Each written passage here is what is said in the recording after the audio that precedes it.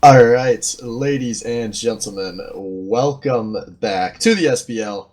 I'm AJS0, joined here with Failed Destiny. And Destiny, how are you doing Well, tonight? I'm feeling pretty fantastic. Being part of the Beautiful People's Club, the unanimous decision that came out over the weekend from the LAN. You and I are part of it, so Yeah, just feeling great. Good it, not to be ugly. So yeah, no, it's good not to be ugly, and it's also good not to have lost in the League of Legends tournament this LAN, which a lot of people could say they did. I did not, so yeah, I'm on top of the world right now. Feels good. yeah. I don't know if it gets much better than this. Casting, playing games, doing a lot of winning all around. So So, as you can see, we had to cut the art budget recently, so we apologize, but no one really cares about art. This is Trump's America. So, going over in game one, we had Kick-Ass 50 Senpai going 9-2-5 in that Anivia. That was the game that was pretty tough to watch, as there were issues with the spectator server, and we basically completely missed Thrifty getting 2 solo kills on Cruise Master in lane, who was lagging, as was just about anybody in the state of Wisconsin using Charter as their ISP. But Thrifty just goes off and capitalizes on the issues. He was up 2-0 at like 5 minutes on Cruise, and that game was never close. yeah, that was one of the dirtiest Anivia plays games I've ever seen. And coming out of Thrifty, I think we can just continue to expect more from him. Yeah, so game two, we got Purple Pickle Pie on the top lane Jarvan, a perfect score line there. And once again, he's looked very good on this Jarvan. It's not the first time he's played it this season, and he seems to really kind of have things figured out on that champ. A lot of fun to watch. Obviously, I'm a huge Jarvan fan for anyone that remembers back in the day. Yeah, Purple continuing to show up every week to just carry as much as possible. So another not real surprise. Then game three, One Trick Bronies hook resets, taking home the first game MVP of the season for the One Trick Bronies, going 3-0-11 on the Zyra. A huge part of setting up both of his carries, Hibbs and Beyblade, who both had fantastic score lines themselves that game. And was really just excellent down in that bot lane because we know Hibbs cannot have a good game without being boosted. And maybe hook resets could be that guy. Yeah, their laning, hook resets just set them up to have a really good lane. They're ahead on CS really early on, and then just really good alt CC all game long. Yeah, but all right, we are going to head into the draft here. So this should be an interesting week. We've got King of Nigs in the jungle for Coffee House over Dub Drum, assuming Dub Drum unavailable this week. Not the first time this season. And we've seen Coffee House win without Dub Drum. So we'll see if they can pull off, as long as they don't have Cruise Master getting solo killed multiple times in lane, they're definitely going to be able to compete even without their starting jungler. But then on the One Trick Brony side, we have them running the same lineup that got them their first win in the season last week, which I don't know if that's Gabe O'Neill being unavailable or that was a roster decision to put him on the bench. But they are now running Hibbs and Hook Resets as their bot lane. Yeah, really interesting decision if it is to bench him, especially from the mid-season Summoners analysis, thinking that he might be one of the best AD carries that we really have and a lot more potential coming out of it. So Going to the blowing through bans. bands here. Yeah, we got Katarina, no surprise, Beyblade, the Katarina one trick, and then two on the win bands, who's been drawing a lot of bands this season. And then going the other way, we've got two of the Mad Cow staples, and then Kha'Zix, which I believe is the champ King of Nigs played earlier this season. No, I'm wrong about that, but I do believe it's one of his solo queue picks. And then Coffee House doing what they always do, their first pick in the Jinx for Salvo every time it's open. Hibbs and Hook Reset's going to answer with the Ash Zyra lane that they won with last week. Yeah, that's a really dangerous combination coming out of One Trick Bronies. Ash Zyra's been a staple in the meta ever since Cloud9 played it back in like season 3 or 4 and just dominated lane. There's just so much CC. But on the other hand, Janna Jinx is an excellent combo. Giving Jinx a little bit more survivability and just speeding up Salvo. Yeah, I have to think that Salvo really picked into One Trick Brony's hands here, though. Janna Jinx, it's a solid lane in like late game, but that is not going to be a good matchup versus an Ash Zyra, who, I mean, if they land a single Roots, or even if they can land an Ash Arrow, Jinx is going to die, and there's really going to be nothing that Salvo and Century GG can do about it. But we do have the 2 undisputed best AD carry, best supports in the league. So if anyone's going to do it, I think they can. But we'll see what ends up happening with the that. 2 undisputed best AD carries? No, best AD carry and support. Oh, you think the best bot lanes? I'm not willing to give Hibbs that after 1 week. No. Janna and Jinx, Century GG and you just Zalvo. mean I'm sorry, I thought you were saying like the 2 best bot lanes going at it. You're just saying the Oh, best bot lane. No, that I do agree with. We've seen Salvo doesn't really give a shit about the situation. He'll pick Jinx anyways, and usually will perform. Obviously, his mid lane had to get caved in pretty badly last week for him to not have a chance to have an impact. But despite that happening, Crew's going to go back to the Swain he played last week, something we've seen him play a lot this season, something he's generally been very solid on. And then on the Wind's going to pick up his Echo, which it feels like it's been a long time since Wind has drawn multiple bans, and one of them has not been the Echo. Yeah, he even played it at the LAN this last weekend and had a really excellent showing. He played it last week and did really well. I don't even know if he died last week. He was in the contention, I think, for MVP. Sinister Beyblade, On the Wind, and Hook Resets all did really well against TSA last week. So, just so far, we're seeing, I think, essentially the same lineup from One Trick Bronies. But we do get the bans to complete, and we're seeing a Graves Ahri ban out of Coffee House. Seeing as Sinister Beyblade hasn't picked anything up yet, that Ahri was very prominent.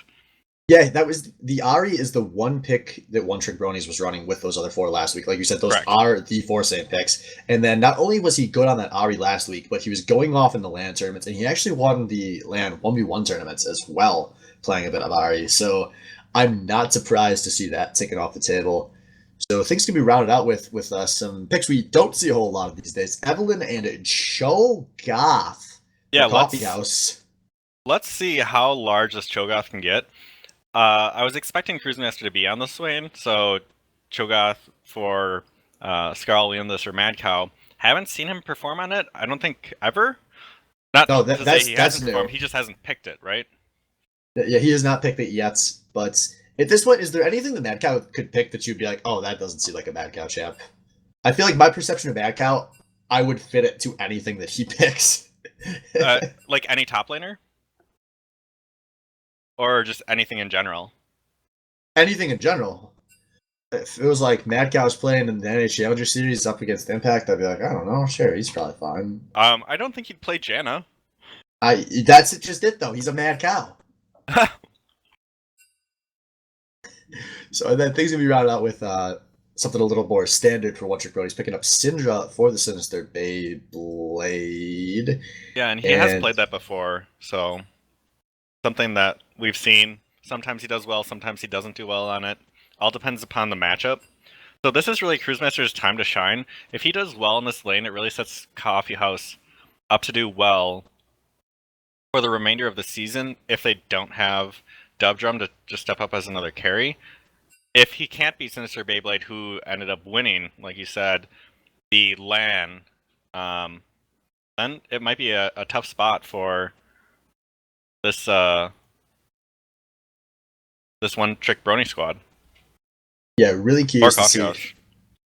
if they start building on momentum, because this really could be 2 teams trending in opposite directions. If we see, no Dub Drum for Coffee House, they can start piling on an extra loss, and the 4-3 not looking that great. And One Trick Bronies, I mean, they have to quit hard. They haven't shown much promise, but if you were going to steal a win somewhere, playing the Master Splinter team the week they don't have Master Splinter would be a pretty huge gift for turn of the season rounds. Yeah, I completely agree. And I mean, there are a lot of things going wrong with that week, but if a tiebreaker does come out, I don't think it'll really affect the standings because TSA is just so high up. TSA would essentially have to lose the rest of the games, and One Trick Bronies would have to win the rest in order for that tie to even matter. Yeah, and I think they're 1-1 each, so they'd have to play a tiebreaker. Yeah, no, it would be essentially impossible for those 2 teams to tie, but it could affect a lot of other things in the standings. But looking back at this game, this is going to be some interesting comps. There is not going to be a lot of tankage in this game.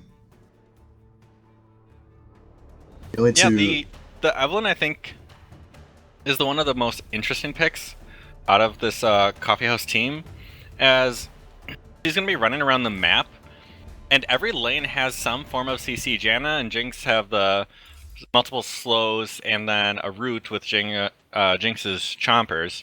Dwayne's got a snare and a slow. Cho'Gath has a knockup.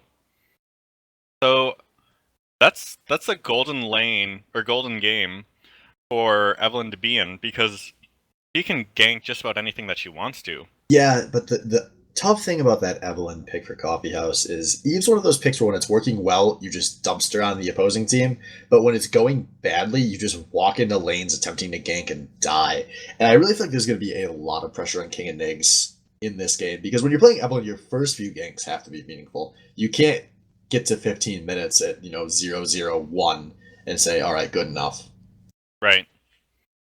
Yeah, unless like even farming really heavily doesn't really help her that much, like it would Nocturne, because she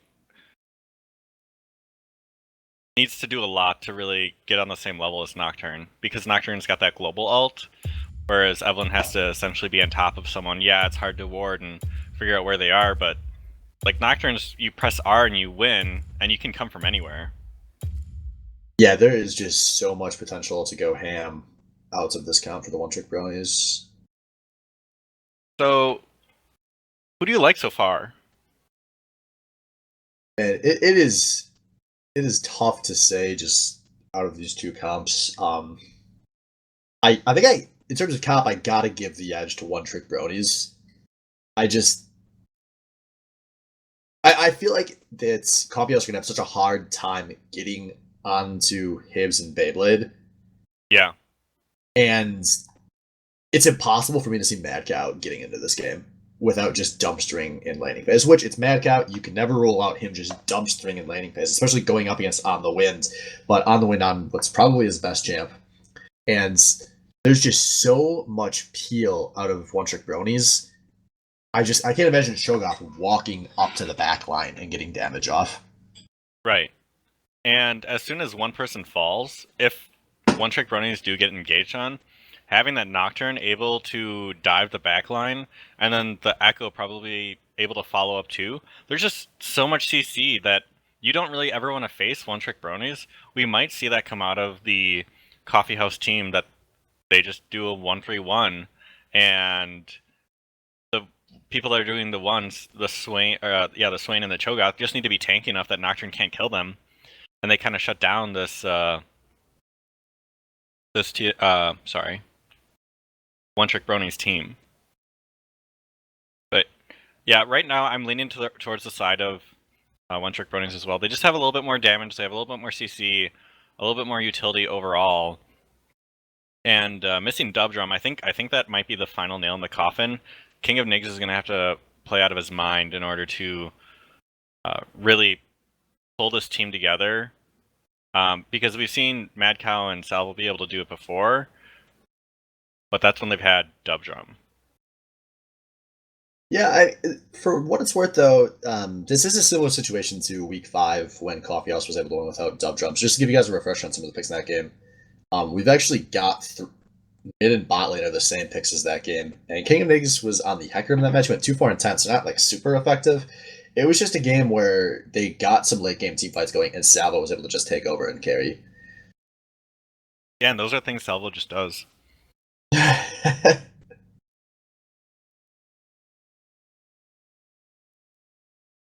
So, we've talked about CC. Do you think we're going to see a level 1? Because Coffee House has a little bit better, maybe a little bit better CC with the knockup and the root. I think I would have to give the edge to... That'd be close. I almost think one trick bronies, just because the Zyra snare is so much more reliable at level 1 than anything else in this game. Yeah, it does go through. But I think both of these teams have good enough level 1s that they could justify going for an invade. So we could see something here, but then again, it's the SBL, so we might not. Yeah, I'm hoping I love 1v1s, watching them playing in them. I just feel bad if I'm the first one to die in a 1v1, or sorry, a 5v5 at level 1. Well, the nice thing about dying in a 5v5 at level 1 is you've only got a 20% chance of fucking over your own lane. And Unless you're bottom lane, and then it's 40%. Well, that's true. So, but that's still lower than 50. I don't know. It's worth the risk. Right. Because and normally I'm pretty good at sniping the kill at level 1. If like I see somebody's about to get it, I usually know how to make sure I end up with it. And normally, if a 5v5 does happen at level 1, multiple people die. It's not even if it's trading 1-for-1. That's not bad. The first blood gold difference isn't that substantial. What you can't have happen though is have like a team ace and no one on the opposite team dies at all, because then every lane is just fucked. Sorry for dropping the F-bomb. Sorry, you don't have to. Yeah, you don't have to apologize, man. This is the Swain fucking baddie league. Fuck, man. Oh damn. I could fuck your mom on the stream and it would be fine. Oh Jesus. It would be awkward because you'd be doing it in the graveyard. Yeah, I don't know how. Oh, jeez, I'm sorry. I did not know. I'm giving you shit. That's not true. She's alive and well. I'm you calling her after the game. You can't joke about your mom being dead. After we're done tonight, I'm gonna tell her you said that. Jeez, man. Good luck finding her.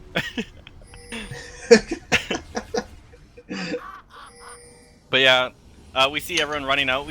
I like the consistency in this bot lane. That Janna and Jinx duo of Star Guardian looks really nice. I feel like a Sailor Moon vibe is going on, so the aesthetics out of Riot are up to par as usual. Yeah, I was gonna say that's such a Salvo thing to do to run the Star Guardian lane. I don't remember if they ran that lane last week or not when they were playing this. I hope they were. Those are some good skins. They really are. And we're seeing a little bit of an invade come out of the Evelynn. Just hanging out by the red buff. Nocturne was up there. The ward, though, that was placed isn't gonna spot Evelynn out. Oh, man. King of Diggs has this. And that's huge because that's the kind of play where not that I expect King of Diggs to be super good at capitalizing, but if he can get some kind of early jungle advantage, I think he could really screw with TD Garbage's pathing, because Thor is obviously a novice jungler. He is. Is that the reason why he changed his name for the season? The TD is short for Trailer Dick. I called him Trailer Dick Garbage once in one of our streams, and he's kind of rolled with it ever since. He's got this weird masochist thing going on where he likes being made fun of, so I guess he changed his name to commemorate it. I don't know, man. It's weird kinky shit he's doing in game. I don't like it. So, as I'm hearing it, you're naming people in the SBL now. It wouldn't be the first. Surprisingly, Evelynn didn't take the red buff to start with. No. But she's heading over there now, which I think is a really bad decision if Nocturne ends up going up there. Yeah, I don't know shit about the jungle, but maybe Evelynn currently is going to have a big health advantage if he thinks that Thor is going to try to rush there. He might try to go for a 1v1 kill in the jungle. But we'll see. Directed camera won't let us down here. Well, and he's heading over to the Krugs as well, so I would take that red buff Wins, because Wind's going to have a big wave pushing, but that might be too big of a wave for a gank to even happen in. Yeah, and a lot of damage in this bot lane. Salvo getting too close to hook resets. He's not even on a hook-based champion and lost 300 health to the Zyra. Yeah, Salvo had to pop his health potion super early in this bot lane, and that is such a tough lane to be down resources early in. He did start Duran's Blade. Some people are starting the Sword and 3-pots to have a little bit more sustain in lane. Disagree or not, I'm not sure what's better for Jinx, but he's going to have to work for that lifesteal to really get back in this bottom lane without taking more damage and having the threat of dying early. Yeah, if Salvo's smart, he's going to be looking for an early recall in this lane. This is just not the kind of lane you can spend a long time in down that much health. So maybe just go for a longsword and some pots back. But this would be a really bad game to just sit around waiting for beat up sword gold. And meanwhile, in the mid lane, Cruz gets a big stay down. He's dropping his full dots on a Beyblade. And a lot of trading going down there. We see TD Garbage in the area, but it doesn't look like he wants to participate in any trading as TD Garbage is going after the scuttle. I wondered if Cruz just didn't want to commit on that because he didn't have vision, because he had a huge mana advantage on Beyblade, and he is running Ignites like Cruz typically has this season. Meanwhile, this top lane, if this Naga hits, which it is going to, on the wind, in a lot of trouble here. He is probably going to have to flash, as Mad Cow looking for the... Oh! Mad Cow with the fail flash does not have a ranged auto attack to secure the kill there. Yeah, but that's... meanwhile, in this bottom lane, Sensory GG is probably in a lot of trouble here. So is Salvo, actually. Hips could be looking for a flash play. Well, somehow, all summoners stay up in the spot lane. But Salvo and Sensory GG need to be careful. Sensory GG maybe did not catch the memo that Exhaust has been nerfed, as Hook Reset's running the Ignites, but GG's still running that Exhaust. Yeah, and we still see that up. No Exhaust used, and Coffee House are just so low. Oh, and TD Garbage is hanging out with King of Nigs. Did King of Nigs snipe that with the Smite? Yeah, He did! We thought that King of Nigs was going to have such an advantage at level 1, and I don't know if they just pussied out and weren't willing to go for it? Yeah, I feel like they were so set up perfectly for it that they really should have. Yeah, I'm just wondering if that's one of those plays where King of Eggs, you know, he's a very rookie, a lower rated player, maybe just doesn't have the confidence to go for a big play. Oh, the heal coming out of Salvo as Sensory GG gets dropped really low in that bottom lane. With the plant just doing damage. Is just playing with so much fire down here. He's losing so much CS by trying to stick around in this lane. And yeah, Salvo gonna have to back there. He's just no heal up against an Ignites. Salvo's one mistake away from a death down there, so he's gonna recall and he's gonna lose some CS. Meanwhile, the mid lane Cruz is gonna be a lot of damages. Beyblade gonna walk under tower, gets the kill with the Ignite, and going to walk out. Yeah, Sinister Beyblade got down to 50 health. One more auto attack could have meant his life if Cruz had gotten that in there with all the abilities he was using. So far, Sinister Beyblade keeping up the 1v1 potential from the lane. And that was a really good position for him to get that kill. There were a lot of creeps under Cruz's turret. Sensory GG, what? Gonna get baited by thinking the opposing bot lane is backed. Gonna trade his flash for Hibbs. Maybe not the worst trade in the world, to be honest. Yeah, I would take that as Sensory GG. You get out alive, you take the 80 carries flash, and Evelyn's gonna hit 6 here pretty soon and be able to gank. And ganking an Ashe that doesn't have flashes. Yeah, that's not quite gonna be able to create a lane freeze for Cruz. Or not for Cruz, for Salvo. But going back to some of these gold leads, so that's a pretty big gold lead in the mid lane already. Like I said, Cruz lost a lot of CS there. He's even down about 600 to Beyblade. Ugh. Other than that, there's 200 for the 80 carry and support for Quaff and Hook resets as well. So just slowly working up an advantage as these minions and the harass just going over and doing now I noticed it's Hibbs going with a recurve bow on the first back. Is that a thing? I think he does want Hurricane as his first item. He has auto I noticed a lot of pro players, though, they'll do the BF sword, and then they'll do the Hurricane, and then they'll complete the BF sword item. And maybe I just haven't been paying enough attention, but I don't think I've been seeing many people ever build a recurve bow on their first back. Yeah, I think the only time you do that is if you don't have enough gold for everything else. But with the other items he has, I think he would have had enough for it. So yeah, he would have, and even if he didn't, he was dictating the position of that lane so hard early that he could have just stuck around for another wave or two. Just a strange choice out of Hibbs. But like I said, folks, I'm not 100% expert here. By the way, watch out for Scout in this. He's going to be looking for a kill soon with his ultimate. And Cruz is going to be in a lot of danger with this mid lane. His Beyblade he is 2-0.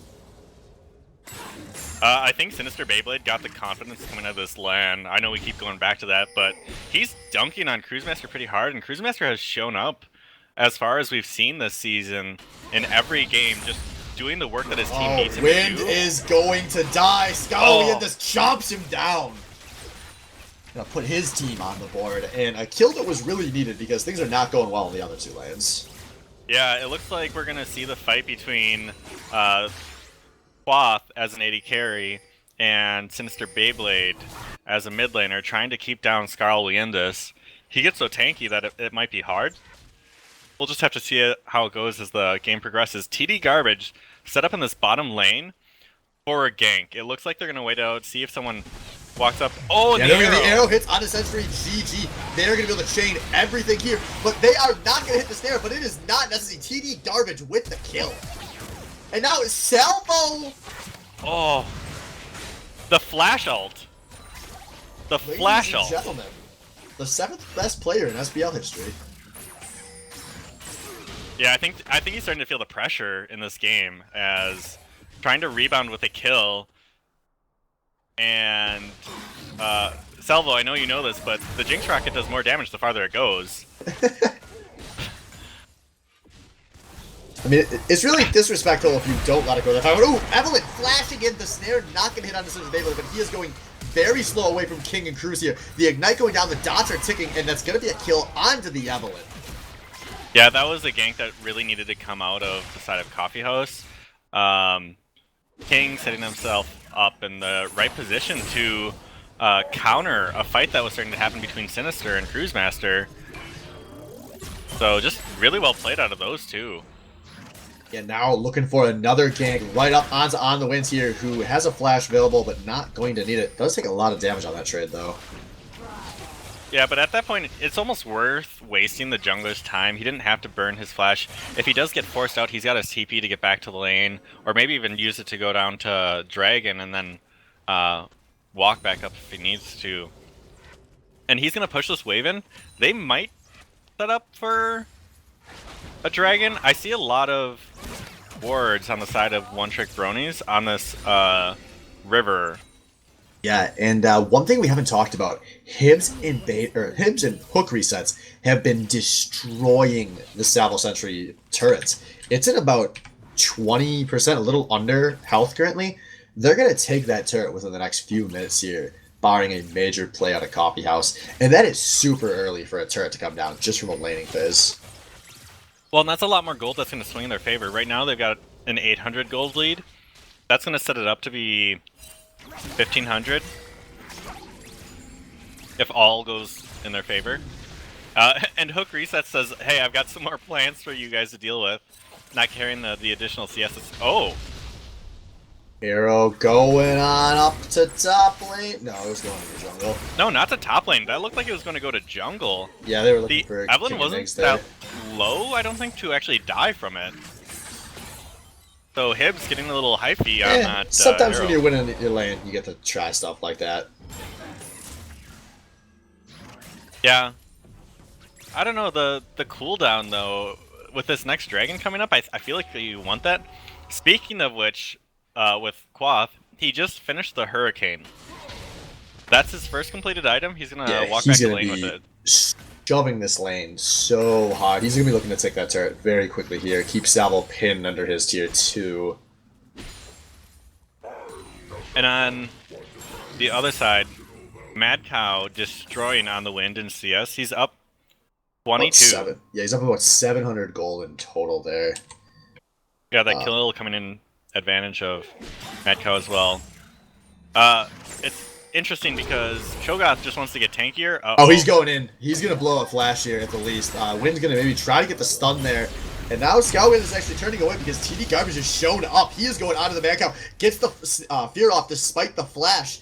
Not quite going to be able to complete the tower dive, though. But now Cruz in a lot of danger, being stunned up against this wall. Oh, no, he face checks into the river. Cruz trying to lifesteal through it, but he cannot. Beyblade, 3 kills. Yeah, burning the Ignite again so that the heal doesn't really do as much as Cruisemaster really wants it to. That's going to be a 30 minion lead by when all is said and done in this mid lane, which is huge. Yeah, and that's going to be a lot of damage onto that turret as well. And oh, the play coming in. King of Dig showing up, but On the Wind channeling the teleport. They get the stun on King of Dig. Now he is being knocked up at the edge here, running for his life, but he is running away from his tower. Still gets out regardless. Yeah, lots of flashes blown.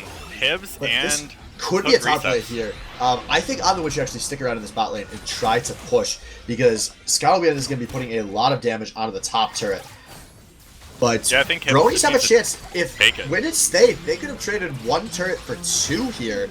They still might get the turret. Oh, and Salvo gets there. That could be a big deal. Oh, but no, essentially GG with the shields can just barely hold the turret. Now, please direct the camera. Show me the top lane. And yes, Scout beyond this, he is gonna take that turret in the top lane. So if Wind had stayed in the bot lane, they could have traded 1 turret for 2. Although I don't know if Salvo and Sentry are gonna be able to hold this tower regardless. Oh, actually, Wind holds top lane. And then the shield comes out. Salvo, you're playing with fire there. It's staying that close without very little mana and half health. Well, you know, Salvo's got ice in his veins. Oh. Because he doesn't have a beating heart. Because when you watch Salvo play, you gotta realize any living man couldn't think as little as Salvo does playing this game. I appreciate the On the pity Wind laugh. doing a lot of damage this top lane. Yeah, Wind trying to do anything he can. This guy Wind is like, oh, hey, dog, I can just go fucking right-click this turret, man. And now I'm going to right-click on the Wind, too. Scout Wind, this does not have the ult available, but still chasing down on the Wind, who's just wasting time. But meanwhile, we see a Dragonfly breaking down the Infernal secured by Thor, and no fight gonna happen. Yeah, that was a pickup they really needed to keep this lead alive, as Mad Cow continues to get larger. I suppose that's not entirely true. Hibbs is doing really well, Sinister Rayblade is doing really well. Yeah, I don't think they exactly needed that lead. And the thing is, Mad Cow, he's not big enough right now. He's not close to big enough. Because like we were talking about earlier, what is Mad Cow going to do in the late game? I mean, unless he wants to try to split push and take towers solo, which he's just a Cho'Gath, he's not going to be very efficient at doing that. He's going to have no way to get onto a Syndra or an Ashe with a Zyra there to peel as well. Yeah, that's a very good point. He can just be a beefy front line and do a bunch of damage while he's at it. So Winds did complete the Hextech Proto Belt on his last recall. So he is going to at least an offensive start to his build despite losing the lane. Yeah, I think even on Tank Echo, you'd want that item. It just gives you so much more mobility, and the damage or AP that you get from it is also very useful. Yeah, we need to see some plays be made. Covios, they have a chance to get back in this just because there's no tankiness out of one-trick bronies yet, and it doesn't look like there will be anytime soon either. And they are looking for a play on the Wind to get CC chained to hell here. And Sky, we in this going for the kill. Oh, Sentry GG gets picked in the bot lane. Gets hit with the long-range Astro and a kill, and Hope says Beyblade also picks up a solo kill in the melee, and On the Wind is running down the river, looking like he made it out. He's gonna get out alive. That was really well done out of On the Wind. They also burned King's Flash there, who just smited away the Scuttle. Is Spectate broken again where it's not showing cooldowns on use items? Because I see Wind's Proto along with all the other usage items currently on the game. Yeah, it probably does. There's no way he made it out without popping Proto Belt there. He did. I was watching it while he went down to the bottom lane, so yeah. I've noticed even items in Spectate have been buggy in LCS, so I'll give Riot a pass. But I mean, I will not be surprised by it being buggy in the SBL, I should say. Right. But this is just looking fantastic for the one-trick bronies who... Yeah, 4.5k ahead at 17 minutes. That's a really hard lead to come back from. Yeah, they're just looking... Just throw it. They're just looking like a brand new team with this roster swap they did. If they're planning to keep Gabe on the bench, which we don't know what the internal dynamics are like on this team. We obviously have only had one chance to talk to them so far. It was easy to write that off because they were playing against TSA without Master Splinter. But it's looking like they might have found a way to try to save their season here. And here they're going to be taking their second tower. Tying it up in towers, but they're still 3.8, 3.9k behind. And in that last pass, too, they took a bunch of the jungle away from Coffee House. So slowly starving them from gold. And then it looks like On the Wind is going to be wanting to try and push out this top lane turret. It's the only remaining outer for them to take. As the rest of the team runs over to blue buff? No, they're going to they're going to go for that top tower. They're going to be able to cut off any of the reinforcements from Coffee House. That was a really good rotation out of one-trick bronies. And this trap that's set. Oh, Someone's going to have to walk through here. Is walking close to that brush, too. He's just now walking away. He drops a Warden, and he's going to just dodge all the CC. Yeah, regardless, the tower goes down to OTB there. who are up 5k team gold here at 19 minutes. Like we And said, pretty I will substantially. always take setting a trap to get a tower, because Oh, absolutely. there's no contest there at all. They'd have just wasted time. I mean, they maybe could have got the pick, but if they were Right. committed too hard to go for the pick, they might have just wasted a lot of time instead of keeping their tempo advantage that they have. And they have a pretty full playbook at this point. Yeah, On the Wind is heading bottom. He does have teleport. There's a big minion wave forming down there that he really wants to pick up. He wants more gold and more CS. He's behind 30 at the moment, so he's kept the lead that Mad Cow has from growing any larger than it's already been, which is kudos to him. And all in total, he's just 600 gold behind. So just not going to be terribly noticeable between those two. Yeah, the thing to watch here is we've been talking about how hard it's going to be for Coffee House to win team fights, but well, we may not have a chance because holy shit, On the Wind puts out a ton of damage on the Sensory GG. Can have to pop the Jan ult, but now King and Egg's going for the kill, and with the outplay from the Echo ultimate, chasing on it, gets the kill on the Sensory GG. Now On the Wind just going to try to make a mad escape here. I don't think he's going to be able to. But a nice Ash Arrow comes in, Wind dodges the zap, and I stand corrected. On the Wind is out. Oh, that was amazing out of Hibbs to stop the Evelynn from getting closer. Oh, that's team coordination there, ladies and gentlemen. Wow. And they're setting up for this next dragon, which is gonna be spawning in 10 more seconds. It's an air dragon. Anybody's gonna really want that for the rotations that have been happening so far. Yeah, wow. Those rotations have been played really well by One Trick Bronies. They look so cohesive, which was not the case for the entire first round robin. Now they put down a ton of damage on Akuzma. They're taking this dragon. I don't see how they contest this. King and Egg is going in on a solo flank, but he'll just get blown up trying this. And yeah, Coffee House just botch everything, and they watch the dragon, and they watch One Trick Bronies just walk away after. Yeah, the one thing is, though, Cho'Gath is getting really tanky, so when a fight does happen, the gold lead should be sufficient, but there's no one that's really tanky on the side of this One Trick Bronies team. Even On the Wind is sitting in less than like 1500 health. Oh, and here comes the darkness. They're looking for a pick. They get a stun. Long range out of user Beyblade with another kill. King and Diggs with the pan flash away. But no, actually, Thor playing too aggressively. He goes down to Salvo, who's finally on the board, but he might be losing his life board. Gets knocked up. Salvo down to Hibbs. And One Trick Bronies are just marching forward through the jungle. And 1 for 4 in the blink of an eye. And Mad Cow barely gonna make it out. He has to flash. That team coordination, I don't even know if we're looking at the same team anymore. They win one time against the TSA squad, and all of a sudden they're playing like gods. Yeah, this is incredible out of One Trick Bronies, and this is much more than Dub Drum not being around. And now Mad Cow maybe playing for no reason. He's taking a lot of damage from Beyblade, who flashes under the tower and gets the kill. 6-1. But now Wind gonna pay for his hubris, so it wouldn't be an SBL game without an On the Wind mistake as he goes down to Cruise Master. But still, a really nice series of plays out of One Trick Bronies. We're now up 8,000 gold, and they just have a gigantic tempo advantage in this game. I was gonna say earlier, the way Coffee House can get back into this is they may have a hard time winning team fights, but they would at least have a good way to hold against the siege. And One Trick Bronies are gonna have to commit to a smart tower dive to really blow this game open.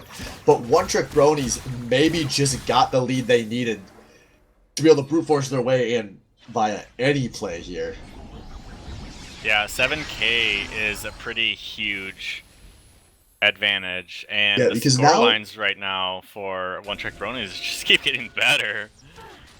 Yeah, oh my god, that is a 3,400 gold advantage in the mid lane for Sinister Beyblade. Cruise Master having one of his worst performances of the season. Yeah, I mean, I know that Syndra starts off really well. At level 3, she's just a beast in lane. Swain, on the other hand, really only turns on at 20 minutes, but this is rough. for the coffee house. And we see that On the Wind is bottom lane, so as the rest of his team sets up for Baron. Yeah, they're going for a really smart Baron play. They do not want to actually do Baron here. Right, they just want to bait find a pick. Yeah, find a pick. They have Ashe, Zyra, a million ways for that to turn into a pick. Syndra as well. And we can see Wynn's playing pretty far back here, so he's putting more priority on the teleports than the siege. Oh, an early smite coming out of King of Nig, so TD Garbage ends up taking that blue buff away more of as a gift than anything else. The nerves on this coffeehouse team have to be very fragile at the moment. Yeah, they know they really can't afford another mistake. I mean, as long as they have the Jinx, they know they have a way in if this game were to go late. But if they screw up anything between then and now, they're not going to get there. And everyone's backing. I didn't see if they had a lot of gold or items to complete, but they just took the chance to back. The only tower standing that's not an inner tower at this point is the bottom tower, and Wind is already there. Jarl Windus at this point in time is pushing that lane to try and maybe get some damage down on that tower, take it, give his team a little bit of gold that they just seem to be bleeding through at the moment.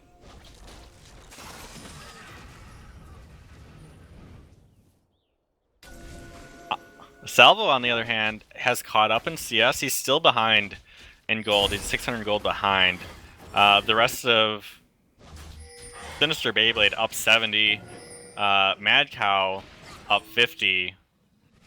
So yeah, most of the gold lead coming between Beyblade and actually TD Garbage has managed to get a pretty big lead. He's up about 1,700 in the jungle. Yeah, that 40 CS and 1 extra assist is doing it for him. Oh, and On the Wind decides he wants to show up and face Mad Cow a little bit. Taking some damage as he tries to protect that tower. Yeah, that's big for Coffeehouse that they have such a huge advantage from Mad Cow, as we can see with the way those trades are playing out, because that's not letting the 1-4 happen, but it looks like TD Garbage doesn't care as he jumps out of Salvo. Salvo pops the heal, but it does not matter. Kill for the Nocturne. And the arrow hit. I wasn't expecting the arrow to hit. Gave enough damage to actually guarantee it for TD Garbage. And they're probably pretty free to take this Baron if they want to. They're not tanky, which is going to make it difficult. Oh, yeah, they started up. They don't have any tank stats. That is something we didn't talk about. If Cruisemaster can get in there and make a play, we could see something happen. And now Scowl Windus is teleporting in the Baron at about 6,000 health. And TD Garbage going to go down. The Baron has been stopped, but a big Cyril comes out in the middle of this fight. That should disengage it in both directions. But now the 3 squad from One Trick Ponies looking like they want to look for a pick over a wall, but they don't end up finding it. But a huge stop in the Baron from Coffeehouse, who are going to just barely stay alive in this game while Salvo respawns. Yeah, I didn't see what happened in the bottom lane, but Wind actually had to back and didn't have the time to TP in to help the rest of his team. Yeah, Wind had taken some damage on those earlier trades from Mad Cow, so he must have felt he had to go for a recall before he could teleport in effectively. But yeah, now that they have the TP advantage, he's free to push this bottom lane, and if Scarl Windus leaves, they have another chance to do Baron, and then the one person who is ahead can't help them as much as he just did in this last team fight. Yeah, and that's huge. Well, it's like we said earlier. Dragon's up now too. Yeah, it's just another win. So if Coffeehouse, they shouldn't worry about giving up this win, Dragon. I think that's something you could just concede at the point this game is at.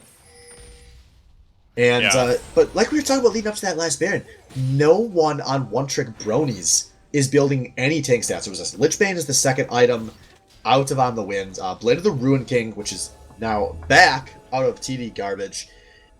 It's going to be tough, even at 28 minutes, for them to do a Baron here, but maybe Sentry GG gets caught as the Enchanted Crystal Arrow gonna land the long range thought in another kill for Thor. And that's huge. That heal that he can provide is just crazy. And at this point, On the Wind, if he gets a chance to, he can teleport to his team and help take this Baron, and it would be at worst a 3v5. I'd say let this tower go down if they're gonna show up and fight this Baron. But it it doesn't looks look like they want to, though. Coffee House isn't even going to contest this. It's a really tough situation to say what the right call was. But man, that is some damage that One Trick Bronies took to take that Baron. I think that's, if I were Coffee House, I would have contested it, but I'm not saying that would be an easy choice to make. And at this point, if Win stays down here, there's no real way for them to take this tower, as the minions are really tanking. A bunch of members are coming down to support him. They're going to have to take this tower quickly if they want to take it at all. Yeah, they will just barely get it, but it's hard to imagine them being in position to make another play for the duration of this Baron. They are going to be having creeps pushed down them in all three lanes in a moment here, and One Trick Bronies are rotating over to the second Wind Drake. Looks like they will get it for free. Yeah, that should be no contest at all.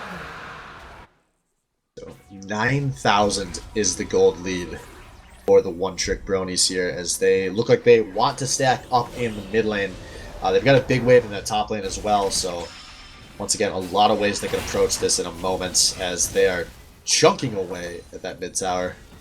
Yeah, and On the Wind is heading top 2. He's going the long way, completely through lane. And then TD Garbage is helping this bottom lane, so they're at a differential. If the mid lane fight ends up happening without either of those people, Nocturne would have to get over quickly and ult to join the fight, and On the Wind would have to run like his damnedest or use teleport to get over there. But he's stacking a huge wave top lane. Yeah, One Trick Bronies are doing the hidden run really well here as they get pressure for free in the bot lane, uncontested, and tower goes down to Thor, putting the team advantage to about 9,500. Yeah, they haven't been able to push down this middle turret at all, and that top wave just died so quickly. Oh, Salvo gets nothing, gets hit with the Enchanted Crystal Arrow, has to get QSS'd out, as now we see Beyblade be engaged on He-Pops inside his Hourglass very early, but Thor coming in onto the back line. He is towered up, got a Salvo, but the exhaust is going to stop him from having much of an effect, but it might not matter. Both junglers go down here, and now a disengage has to come out of the One Trick Bronies. But Wind coming over the wall does not hard commit from kill, but Scarlet Wind this flashes forward, chops down Sinister Beyblade. But he might die for it, but no, he's gonna make it out a 1-for-2 in favor of the One Trick Bronies, but they're getting damage on this mid lane tower, they're getting damage on the top lane tower, and the bot lane tower was low from Thor early. They lose the extra man, but this is a big win for the One Trick Bronies, unless Coffee House can find something else here. But the inhibitor goes down in the mid lane. Yeah, if I'm Coffee House, I think, or sorry, oh yeah, Scarlet Windus is up. So I was gonna say, if he was down a little bit longer, they could have rotated over to take that top inhibitor, but take what you can get, really, and just get out, get some items with all the gold that you earned, and just fight another day. Like, when it's convenient for you, because they're completely dictating this match. It is now a 10k gold lead. Yeah, and not only that, they have an exposed inhibitor in the top lane. The bot lane turret has already lost a third of its health.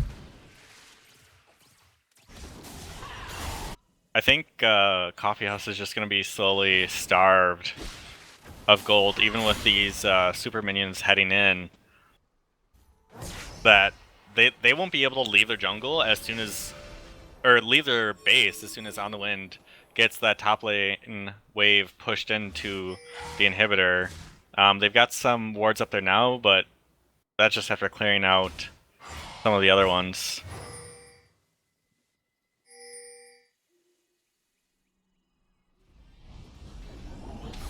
Yeah, I was not expecting this game to go this way. It's probably the worst thing that could have happened for this Coffee House team, and the best thing that could have happened for this One Trick Bronies team. Yeah, One Trick Bronies, they could start the second round robin by knocking off the 2 top-rated teams from the first round robin. That's just... Unheard there's of. so many ways that could be a huge factor in them trying to make a playoff run, which at 2 wins, they definitely are going to feel like they're in it. As the directed camera takes us topwards, Scarlet Windus is just huge.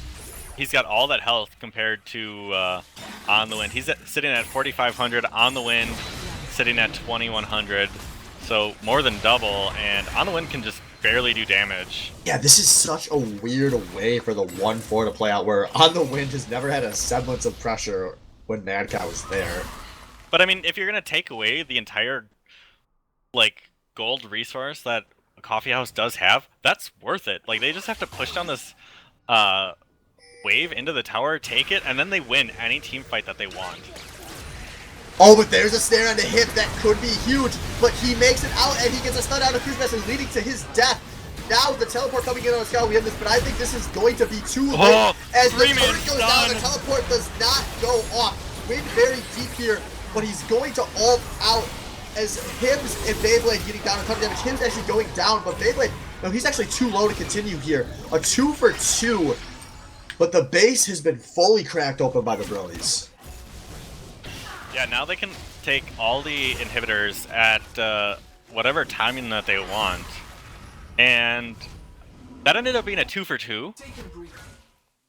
But there's going to be another dragon up soon, and I don't think Coffee House is going to be anywhere near being able to take it with their base still open. It should be coming up soon, though. Yeah, it'll be the Elder Dragon and the Baron spawning at almost the same time. Oh, that's a big choke off. It's gonna be rough here. And it looks like they're heading to this Elder Dragon. Oh, at least they get a ward. I think they know with all 3 inhibitors towers down, if they give over either of the 2 major neutrals, this game is over. So they have to go out and just try for a team fight here. Fortunately, their mid lane inhibitor is about to respawn. Oh, and those Zyra plans doing a third of Cruz's health in one chunk. Those are things that Zyra just does. She's got 2 items. Yeah. And that's with the magic resistance and health on the side of Cruisemaster. Cruisemaster's still working on his Zonias at 36 minutes in. Yeah, Cruisemaster has just been a non-factor after Beyblade took him out of the game in the landing phase. TD Garbage has more CS than Cruisemaster. That's rough. One thing to keep an eye on here, so there are supers heading into the base in the mid lane, but one-trick Bronies can afford to just ignore those. They can't be backing out as 5 here. Mid lane supers will not take Nexus Turrets without a gigantic wave, and the inhibitor is going to respawn, but now we see On the Wind looking for a flank here, getting onto Salvo, pops the everything very early though, now being slow, trying to cut his way out, but they get the kill onto Cruisemaster. Now Salvo needs to find the team fight of his life, and he is being chased up by On the Wind. He goes down. A massacre for the one-trick Bronies who killed everyone but the Mad Cow. And I might have spoke too soon. This Mad Cow feared outside of his own base. A 0 for 5. The game is over. That is game. One-trick Bronies knock off the top 2 seeds. Oh wow. That was an explosive team fight. It was a really explosive game, and Salvo getting dethroned by this bot lane. And before the game was even starting, I was talking about how good Salvo and Sentry GG are.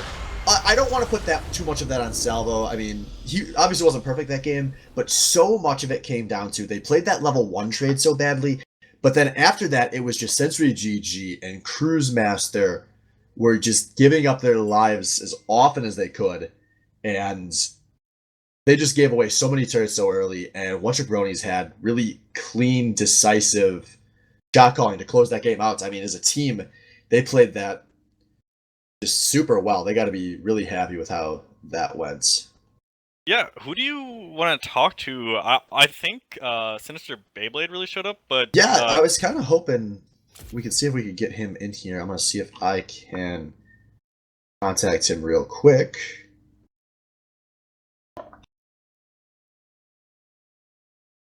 Oh god, that team damage. Oh, that team damage. The Zyra did more damage than the Cho'Gath and the Jinx. Everyone except for TD Garbage did more damage. Close, Ash did a little bit less than Cho'Gath, but... Wow. Yeah, joined your that's channel. that looks about like I would expect that chart to look. Beyblade on the top comfortably. And speaking of, Mr. Beyblade himself has joined us in here for an interview after a really big win out of the Bronies. So Yeah, to start it off, we were talking about it when the game was going on, but you ended up winning the LAN 1v1, and I think we saw a little bit of confidence come out of that game, or out of the LAN. Did that feed into this 1v1, or is this just your standard, this is how I play 1v1, I win lane, I win game? I think the 1v, but I do try to play aggressive. I guess I was playing passive. I fit. you're I cutting think we. in and out a bit. Oh, sorry. Is that better? Yeah. That's better. Okay. Well, I think I found like my spot with the team, and I'm just more confident with myself now. So it was. I think I did better than I originally thought I would against a Swain, but Yeah, this, I think, might have been your best performance Yeah, I definitely so far. would agree with that. Looking at your performance specifically, correct me if I'm wrong, but this was like your first real serious pre-made experience, right? This SBL. yes, it was. So I mean, obviously, like everyone knows, like you draw Can't Band 7 times, you're gonna draw it 3 more at least. How do you feel now that you're about 2 months into the SBL? Though, have you been able to kind of pick up some more mids? Do you think like you turn into more of a pre-made player? Because you're clearly starting to improve. Yes, I definitely think so. I've tried to stay away from Cat even when I'm playing by myself. Just to practice other champs for the team. We've practiced a lot of different mid champs, but we've really stuck with like Ari and Syndra. And you had talked about this a little bit before.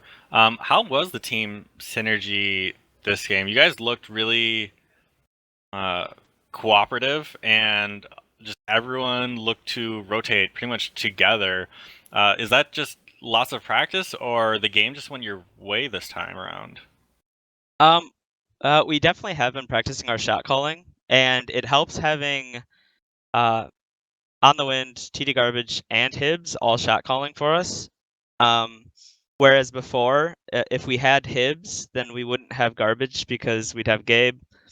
And I just think this, the lanes they are now, gives us more shot calling, so we're able to rotate better. Gotcha. Yeah, it definitely looks like it's working. So you guys, you're at 2-5 now, which is a hell of a lot better than where you looked 2 weeks ago. And really importantly, you knocked off what were the 2 top seeded teams. Do you guys feel like you're in a pretty good position to make a run at the playoffs still? I think so. Originally, we were joking that we'd do a reverse sweep, but so far it's looking like it's possible, and I definitely hold out hope, and I think everybody has confidence that we can. So. Well, it would be really funny if you guys did make your way back in. I know you were being compared all season long to Team Flashlight, who started 0-4, then finished 5-1, and went to Game 5 in the finals. I didn't think there was a chance in hell you guys were going to do that, and now I'm doubting everything I know about the SBL. So congratulations to you guys. You've looked awesome. I hope things keep looking good for you with this new lineup.